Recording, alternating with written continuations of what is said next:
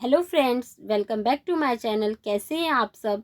Hope आप सब अच्छे होंगे। जैसा कि आप सबको पता ही हमारी मैनेजमेंट अकाउंटिंग की सीरीज चल रही है, जिसमें आज हम अपना नेक्स्ट पार्ट पढ़ेंगे। और मैं आपको बताना चाहूँगी ये हमारे चैप्टर का लास्ट टॉपिक है। इसके बाद वाले वीडियो से मैं नेक्स्ट चैप्टर स्टार्ट करूँगी। आज हम इसमें हमारा जो क्लासिफिकेशन ऑफ रेशियोज था उसका हम लास्ट रेशियो पढ़ेंगे, प्रॉफिटेबिलिटी रेशियो।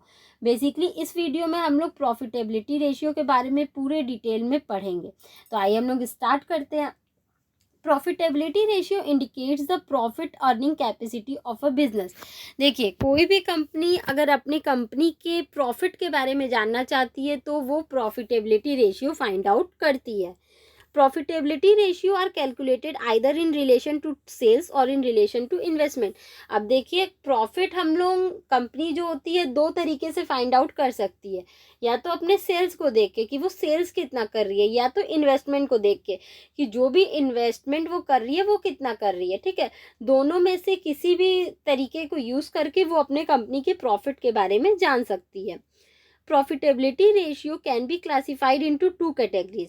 अब जो प्रॉफिटेबिलिटी रेशियो है वो दो कैटेगरीज में बांटे गए हैं, general profitability ratio, overall profitability ratio. पहले हम लोग जनरल के बारे में पढ़ लेते हैं। इसमें देखिए हमारा आता है gross profit ratio, net profit ratio, operating ratio, operating profit ratio, expenses ratio. Basically हमारे ये 5 रेशियो आते हैं हमारे जनरल प्रॉफिटेबिलिटी रेशियो में। आइए एक एक डिटेल में पढ़ लेते हैं कि कैसे इसको फाइंड आउट करते हैं। Gross profit ratio, it express the relationship of gross profit to net sales and is expressed in terms of percentage. This ratio is a root that indicates the degree to which selling price of a goods per unit may decline without resulting in losses. देखिए, ये जो basically हमारा होता है ये हमारे gross profit का net sale से रिलेशनशिप दिखाता है कि हमारा जो भी ग्रॉस प्रॉफिट हो रहा है कंपनी का उसका नेट सेल से क्या रिलेशन है, और इसको परसेंटेज के टर्म में एक्सप्रेस किया जाता है। मतलब जब भी हम लोग ग्रॉस प्रॉफिट निकालते हैं तो वो परसेंटेज में निकालते हैं। ग्रॉस प्रॉफिट निकालने का फॉर्मूला देख लीजिए, gross profit upon net sales into 100 क्यों करते हैं? क्योंकि उसको परसेंटेज में कन्वर्ट करना होता है। A low gross profit ratio may indicate unfavorable purchasing, the instability of management to develop sales volume, thereby making it impossible to buy goods in large volume. अगर आपका कंपनी का ग्रॉस प्रॉफिट कम होता है तो उस कंडीशन में माना जाता है कि उस कंपनी का कंडीशन अनफेवरेबल है, उसकी परचेजिंग पावर अनफेवरेबल है, अच्छी नहीं है। अब देखिए जो नेक्स्ट रेशियो वो है आपका नेट प्रॉफिट। ग्रॉस प्रॉफिट के बारे में तो आप पढ़ लिए, gross profit upon net sales into 100 करेंगे तो आपका ग्रॉस प्रॉफिट रेशियो निकल के आ जाएगा। अब जो नेक्स्ट है वो आपका net profit ratio. Net profit ratio company कैसे फाइंड आउट करती है? It express the relationship between net profit after tax to sales. ठीक है, उसमें हम लोग क्या करते थे, ग्रॉस प्रॉफिट का सेल से देखते थे, इसमें हम लोग नेट प्रॉफिट आफ्टर टैक्स मतलब टैक्स देने के बाद जो प्रॉफिट बचता है उसका रिलेशनशिप हम लोग सेल से देखते हैं। Measure of overall profitability useful to proprietor as it gives an idea of the efficiency as well as profitability of the business to a limited extent. ठीक है, ये बेसिकली क्या होता है, हमारे जो शेयर होल्डर होते हैं, हमारे प्रोप्राइटर्स होते हैं, उनको एक इंफॉर्मेशन देता है कि कंपनी कितना प्रॉफिट अर्न करती है। इसके लिए आप फॉर्मूला यूज़ करेंगे नेट प्रॉफिट आफ्टर टैक्स, मतलब जो टैक्स देने के बाद आपके पास जो प्रॉफिट बच रहा है वो अपॉन नेट सेल्स इंटू 100 क्यों? क्योंकि हमें इसको परसेंटेज में कन्वर्ट करना है। Higher the ratio better is the profitability. जितना ज़्यादा आपका रेशियो हाई होगा उतना ज़्यादा उस कंपनी का क्या होगा, प्रॉफिट अर्न होगा। नेक्स्ट आपका है operating ratio. This ratio stabilizes the relationship between cost of goods sold plus other operating expenses and net sales. जो कंपनी का कॉस्ट ऑफ गुड्स सोल्ड है उसमें और सारे एक्सपेंसेस, ऑपरेटिंग एक्सपेंसेस को प्लस करने के बाद जो आता है वो और नेट सेल्स के बीच के रिलेशनशिप पता चलता है। This ratio is calculated mainly to ascertain the operational efficiency of the management in their business operation. Basically हम लोग ये जानने के लिए ऑपरेटिंग रेशियो निकालते हैं कि जो मैनेजमेंट है वो अपना काम अच्छे से कर रही है या फिर नहीं कर रही है। ऑपरेटिंग रेशियो निकालने के लिए आप क्या करते हैं, cost of goods sold plus operating expenses को नेट सेल से डिवाइड कर देते हैं। Higher the ratio the less favourable is it because it would leave a smaller margin to meet interest, dividend and other corporate need. This ratio is partial index of overall profitability. जितना ज़्यादा आपका ratio होगा उतना ही कम favourable माना जाता है, ठीक है। अगर मान लीजिए इस कंडीशन में आपकी रेशियो बहुत ज़्यादा है तो उस कंडीशन में माना जाएगा कि उस कंपनी का कंडीशन अनफेवरेबल है, ठीक है। नेक्स्ट जो है वो आपका operating profit ratio. This ratio stabilize the relationship between operating profit and net sales. जब आप ऑपरेटिंग प्रॉफिट निकाल लेंगे और नेट सेल्स निकाल लेंगे तो उन दोनों के बीच अगर आपको रिलेशन जानना है तो ऑपरेटिंग प्रॉफिट रेशियो का यूज़ करेंगे। उसके लिए आप फॉर्मूला यूज़ करेंगे operating profit upon net sales into 100 हम लोग बार बार क्यों कर रहे हैं, क्योंकि हर चीज़ को हम लोग परसेंटेज में कन्वर्ट कर रहे हैं। ऑपरेटिंग प्रॉफिट रेशियो आपका निकल सकता है एक तरीके से, और अगर आप 100 में से ऑपरेटिंग रेशियो को, जो आप ऑपरेटिंग रेशियो निकाले हैं, अगर आप 100 में से उसको माइनस कर देंगे तो भी आपका निकल जाएगा।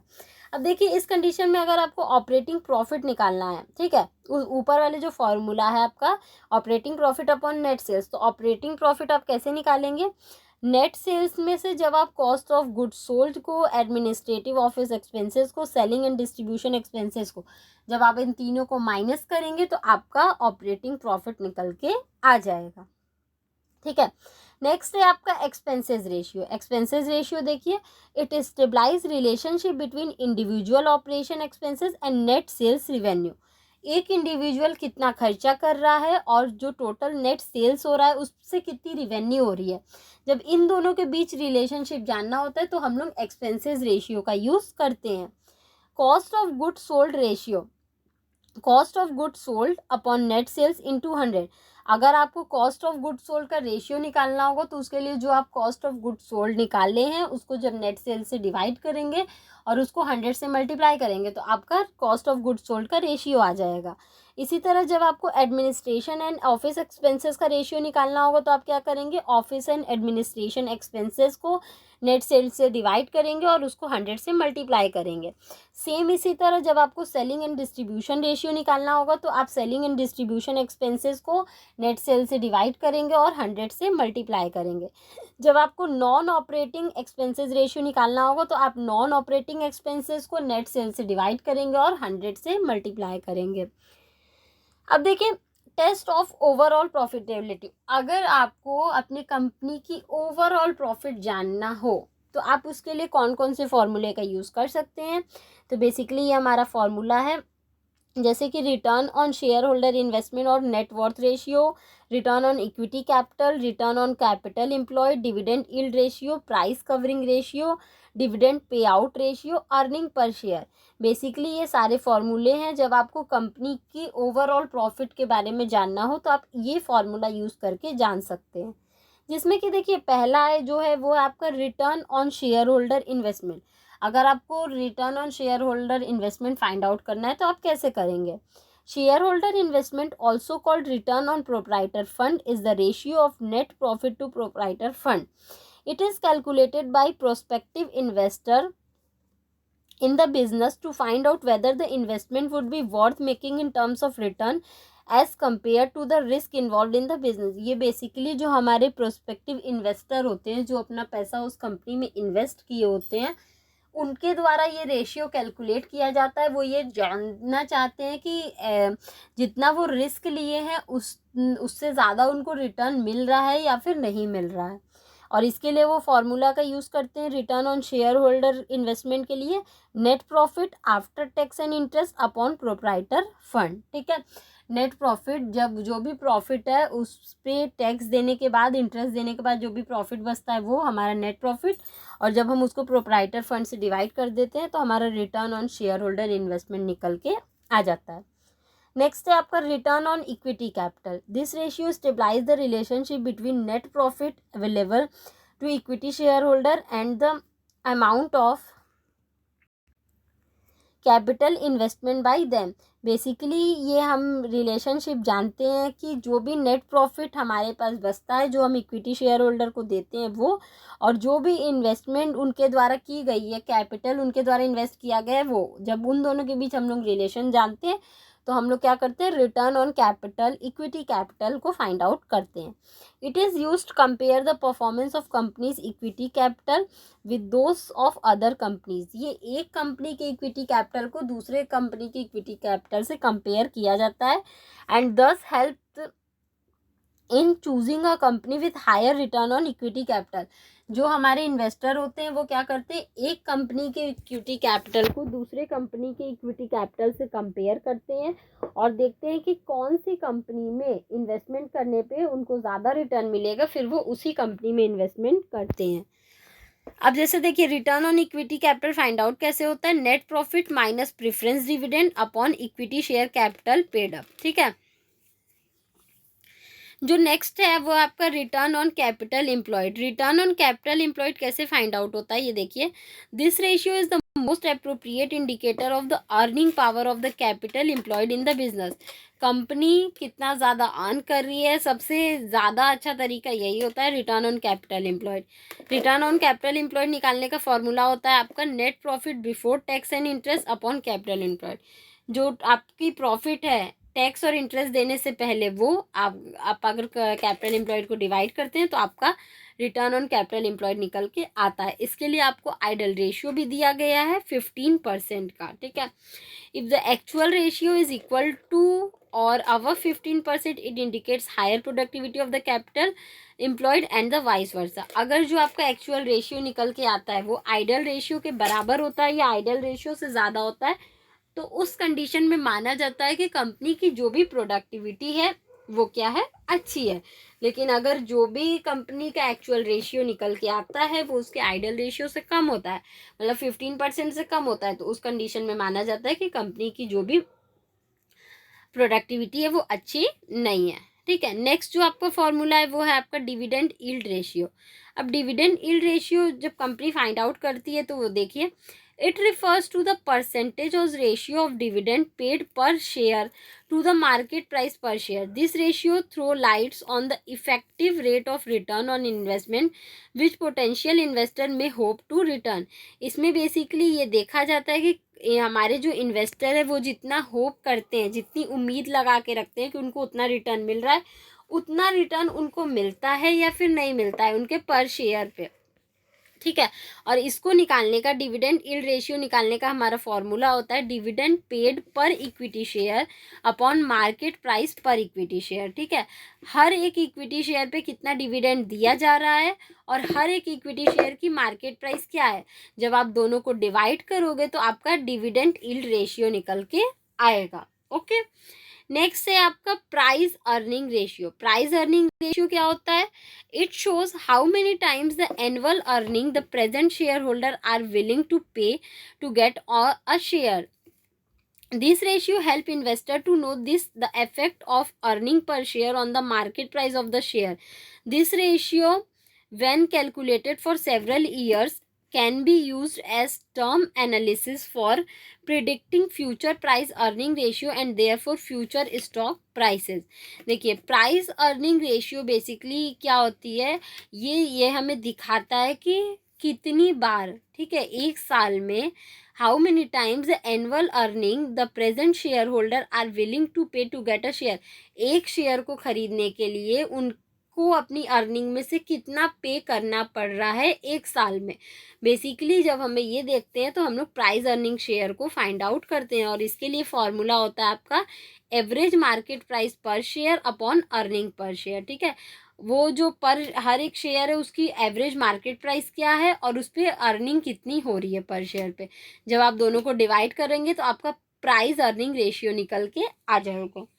नेक्स्ट जो है वो आपका डिविडेंड पे आउट रेशियो.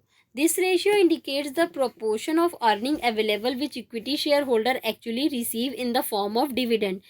ये वो कंडीशन होता है जब कंपनी देखती है कि उसके पास एक्चुअली में कितना पैसा है इक्विटी शेयर होल्डर को डिविडेंड देने के लिए, या एक्चुअली में इक्विटी शेयर होल्डर कितना डिविडेंड रिसीव कर रही है। तो बेसिकली जब हमें ये फाइंड आउट करना होता है तो इसके लिए हम लोग pay out ratio, dividend pay out ratio का यूज़ करते हैं। और इसके लिए कंपनी क्या करती है, dividend paid per share upon earning per share, हर एक शेयर पे वो कितना डिविडेंड दे रही है और हर एक शेयर पे वो कितना अर्न कर रही थी, दोनों को जब वो डिवाइड करेगी तो उसका डिविडेंड पे आउट रेशियो निकल के आ जाएगा। An investor primarily interested should invest in equity share of a company with high पे आउट रेशियो। अगर कंपनी का पे आउट रेशियो ज़्यादा है, ठीक है, अगर कंपनी हर एक शेयर पे ज़्यादा डिविडेंड दे रही है तो जो हमारे इन्वेस्टर हैं वो ज़्यादा से ज़्यादा उसकी कंपनी में इन्वेस्ट करेंगे और ज़्यादा से ज़्यादा अर्न करना चाहेंगे। लास्ट हमारा है earning per share. Earning per share क्या होता है और वो कैसे कैलकुलेट करती है company. This ratio indicates the earning per equity share. ये बेसिकली जैसा नाम से ही हमें पता चल रहा है कि हर एक शेयर पे कितना अर्न होता है, कंपनी कितना अर्न करती है उसके बारे में। It stabilize the relationship between net profit available for equity shareholder and the number of equity share. जो प्रॉफिट शेयर होल्डर के लिए है, हमारे इक्विटी शेयर होल्डर के लिए है वो, और इक्विटी शेयर होल्डर हमारे कितने हैं, ठीक है, इक्विटी शेयर होल्डर कितने हैं और जो हमारे पास प्रॉफिट है वो इक्विटी शेयर होल्डर के लिए कितना है। जब उन दोनों के बीच रिलेशनशिप जानना होता है तो हम लोग अर्निंग पर शेयर का यूज़ करते हैं। Earning per share find out करने के लिए हम लोग क्या करते हैं, net profit available for equity share holder upon number of equity share. मान लीजिए 2 लाख रुपए हमारे कंपनी क्या की है, नेट प्रॉफिट बचा के रखी है कि वो इक्विटी शेयर होल्डर को देगी, और उसके इक्विटी शेयर 100 हैं तो वो क्या करेगी, 2 लाख को 100 से डिवाइड कर देगी तो उसका अर्निंग पर शेयर निकल के आ जाएगा कि हर एक शेयर पे वो कितना अर्न कर रही है। तो बेसिकली ये टॉपिक हमारा यहीं तक था। होप आपको ये टॉपिक समझ में आया होगा। फिर भी किसी को कहीं कोई भी प्रॉब्लम हो तो आप मुझे कमेंट सेक्शन में कमेंट करके पूछ सकते हैं। Thank you so much. Please like, subscribe and share my channel. किसी को इस सब्जेक्ट या किसी भी सब्जेक्ट के नोट्स चाहिए तो वो मेरा डिस्क्रिप्शन बॉक्स चेक कर सकता है। Thank you.